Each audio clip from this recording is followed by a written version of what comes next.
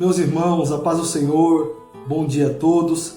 Eu quero ser grato a Deus por essa oportunidade de poder estar ministrando a aula para vocês nessa manhã.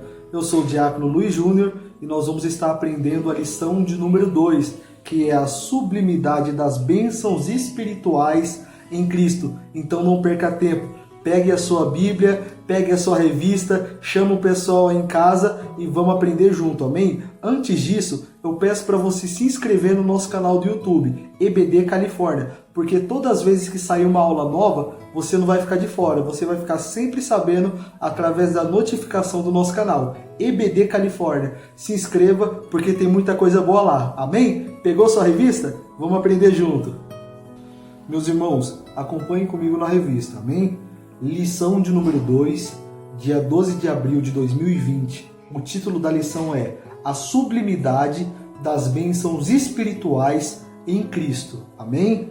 Vamos lá para o nosso texto áureo, que se encontra no livro de Efésios, no seu capítulo 1 e no seu versículo 3. Diz assim: Bendito, ó Deus e Pai de nosso Senhor Jesus Cristo, o qual nos abençoou com todas as bênçãos espirituais nos lugares celestiais em Cristo. Vamos para a verdade prática. Diz assim: Deus nos elegeu em Cristo antes da fundação do mundo para que desfrutássemos das bênçãos espirituais. Ok?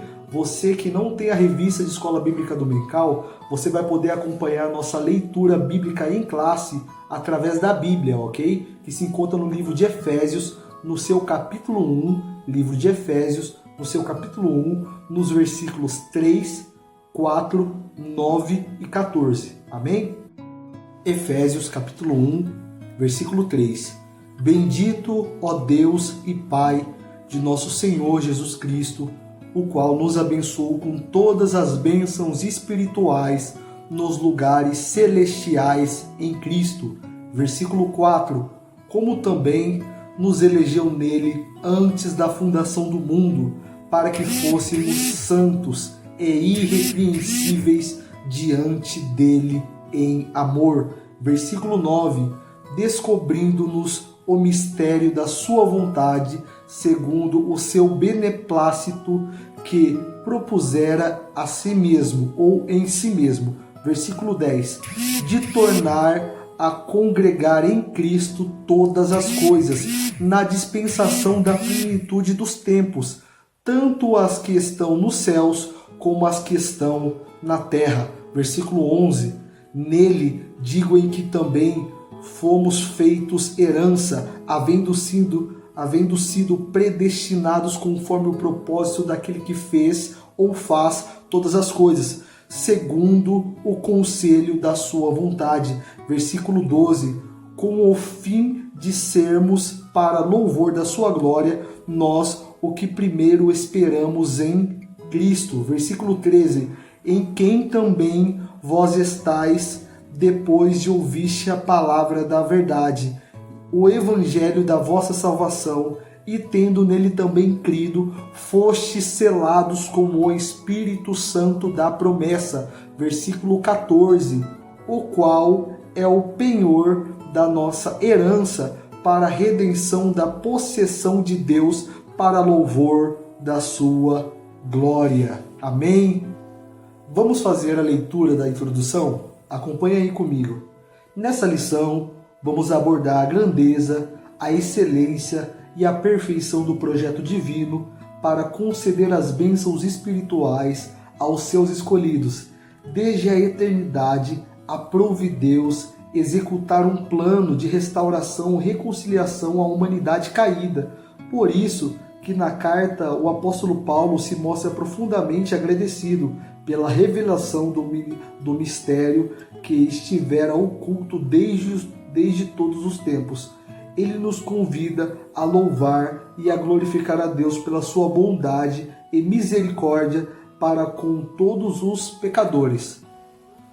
Meus irmãos, durante essa lição nós vamos aprender a importância e a grandeza do plano divino para as nossas vidas.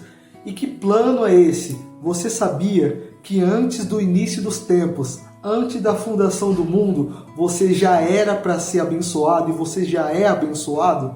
Você sabia disso? É por causa disso que o apóstolo Paulo, ele vai falar durante a nossa lição, e você vai perceber isso, que ele mostra uma espécie de gratidão muito grande pela revelação do Senhor Jesus Cristo a nós, a sua manifestação, de como ele se apresentou a nós e executou todo esse plano maravilhoso. Amém? Acompanhe aí comigo a nova posição em Cristo. Tópico 1. No passado, estávamos perdidos e condenados à morte eterna, mas por sua infinita graça, Deus nos outorgou em Cristo o privilégio de salvação. Primeiro subtópico, a doxologia. Após expor os versículos de abertura da Epístola, capítulo 1, versículo 1 e 2, o apóstolo Paulo apresenta uma sequência de texto que se caracteriza pela verdadeira adoração e bondade ativa de Deus, no seu capítulo 1, do versículo 3 ao 14. Ele começa pela frase Bendito Deus e Pai, nosso Senhor Jesus Cristo, no seu versículo 3, onde bendito significa digno de louvor. O apóstolo dá a sequência até o versículo 14, por meio de um maravilhoso tributo ao Eterno e suas muitas bênçãos concedidas aos homens. Nesse trecho bíblico, trata-se de um hino teológico de gratidão, caracterizado pela repetição do seguinte refrão: para louvor e glória da sua graça, ou para louvor da sua glória. Aquele ao qual devemos adorar Aquele ao qual devemos adorar está identificado na expressão Deus e Pai de Jesus Cristo, uma clara referência à Santíssima Trindade com ênfase na natureza divina de Jesus Cristo, seu Filho. Vamos entender um pouquinho sobre o tópico 1, a doxologia? A referência está no texto que nós lemos nos livros de Efésios, no seu capítulo 1. O apóstolo Paulo, ele começa exaltando as características de Deus. Ele começa a mostrar até uma espécie de como devemos adorar a Deus. Ele começa falando sobre o tributo da bondade de Deus. Ó Deus, Tu és digno, porque o Senhor é bom. Olha o que ele fala também. Bendito é o Senhor, ou digno de louvor. Ele também fala para louvor da sua glória. A sua glória é digna de ser adorada. Então o apóstolo, ele começa exaltando o nome do Senhor antes mesmo de falar sobre o porquê que ele executou esse plano de salvação a nós. Tópico 2. As bênçãos espirituais. Você me acompanha? Vamos lá. Obviamente que as bênçãos espirituais não são materiais, mas provenientes de lugares celestiais, isso é, do reino espiritual ou mundo espiritual. Essas bênçãos são mencionadas na longa passagem de Efésios, no seu capítulo 1, no seu versículo 3 ao 14, que nós já lemos.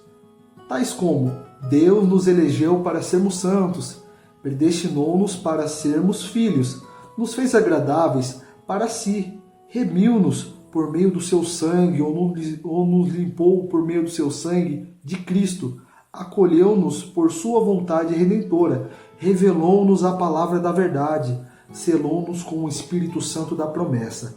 Ainda garantiu a validade da promessa. Tais bênçãos provêm de Deus, que planejou a redenção, do Filho, que a realizou, e do Espírito Santo, que a garante.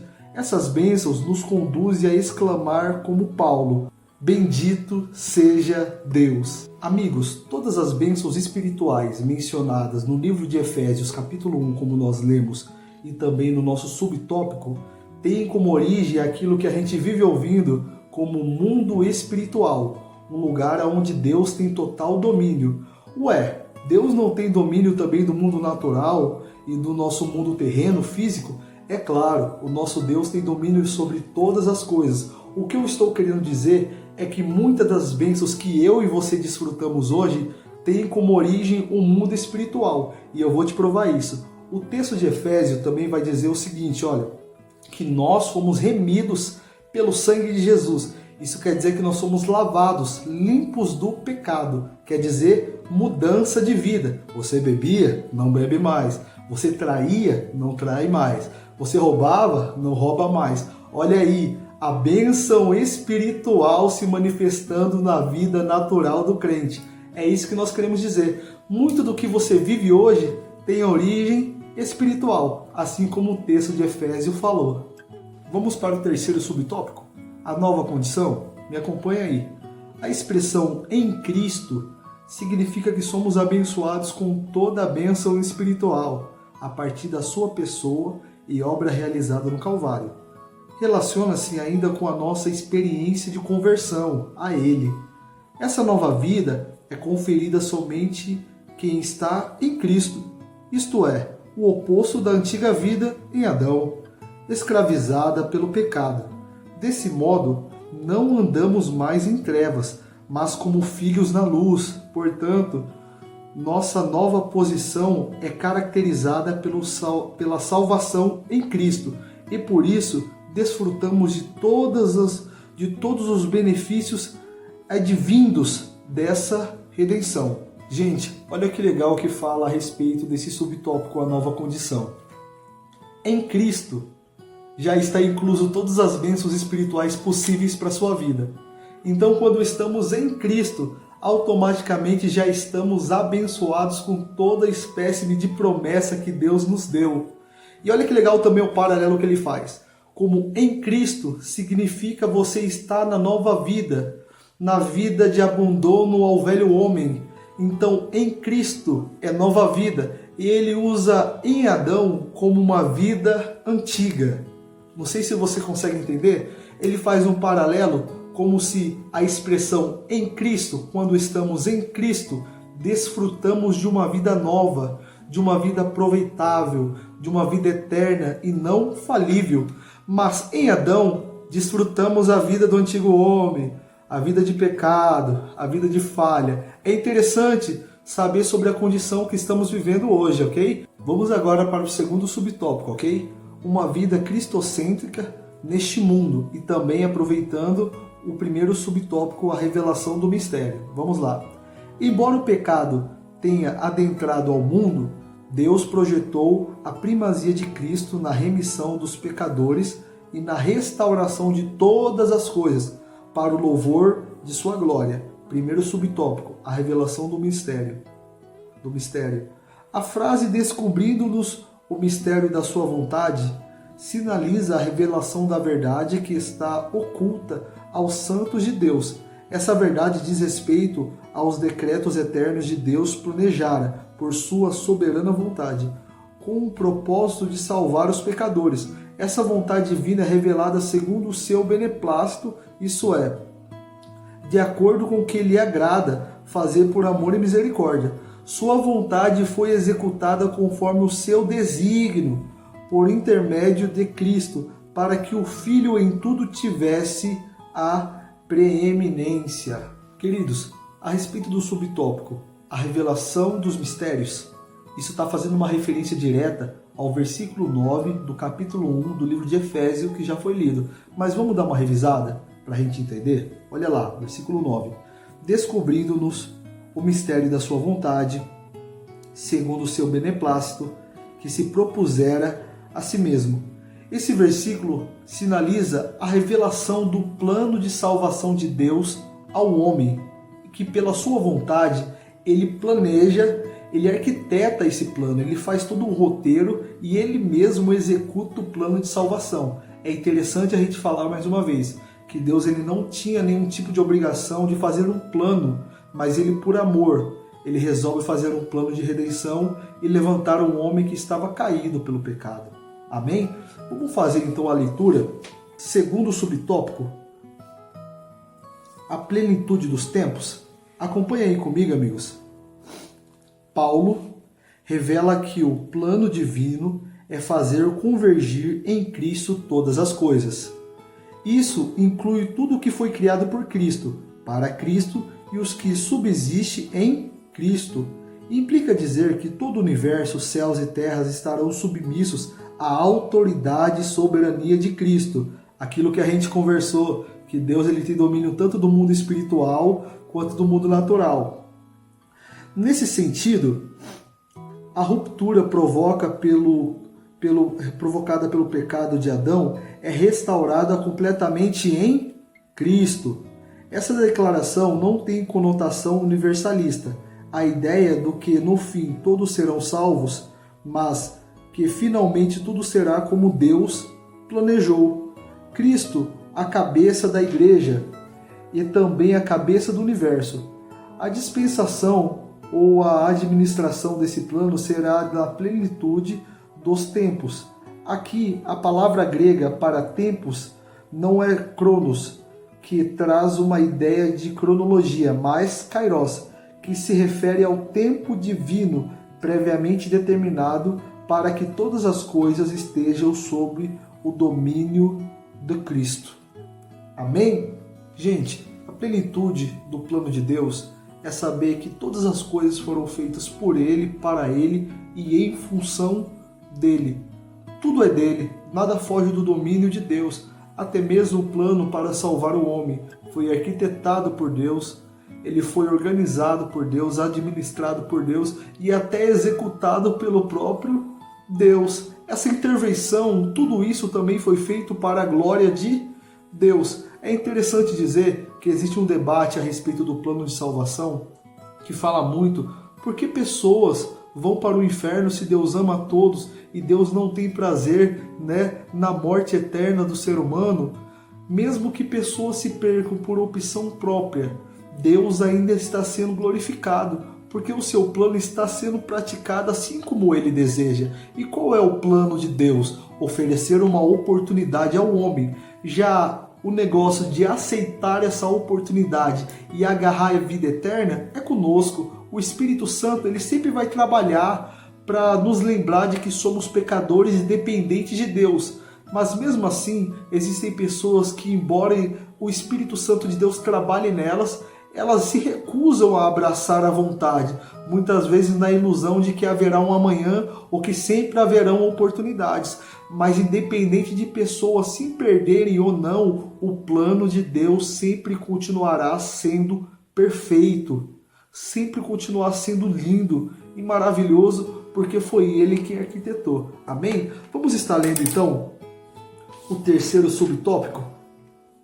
Vamos lá, louvor da sua glória. Eu quero que você acompanhe comigo, hein? O apóstolo enfatiza que as bênçãos são destinadas aos crentes judeus e gentis, a igreja. Paulo muda o pronome nós, ele, os judeus, e para também vós, os gentios, indicando que em Cristo os crentes de ambos os povos são herdeiros da promessa, todos, Ele ratifica igualmente que o propósito da eleição não é outra senão louvar e glorificar a Deus.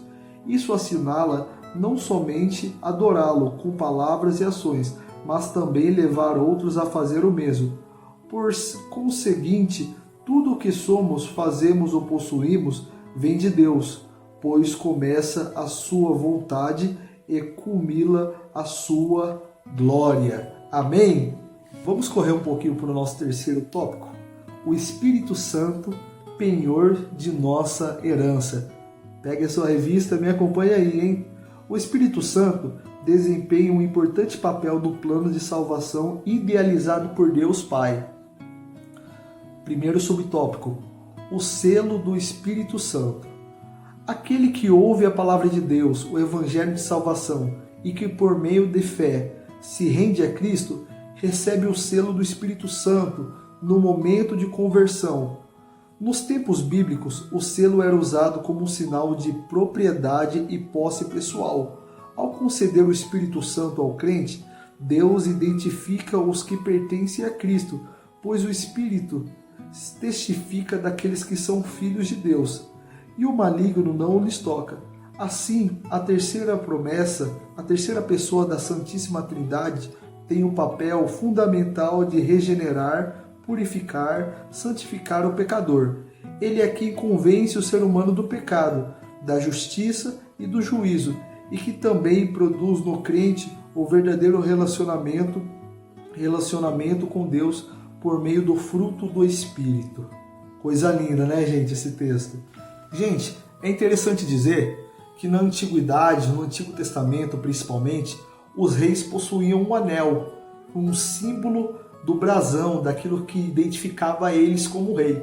Então todas as vezes que eles iam botar uma lei em vigor ou colocar algo, uma determinação para toda a nação, eles pegavam um papel, marcavam, selavam com o símbolo do rei. O que isso queria dizer? Que isso era uma ordem direta do rei e não poderia ser revogada. Ou, toda vez que ele selava uma propriedade, queria dizer que aquilo era dele. O que eu quero dizer? Que nos versículos que nós lemos anteriormente em Efésios, vai mencionar que nós fomos selados pelo Espírito Santo de Deus.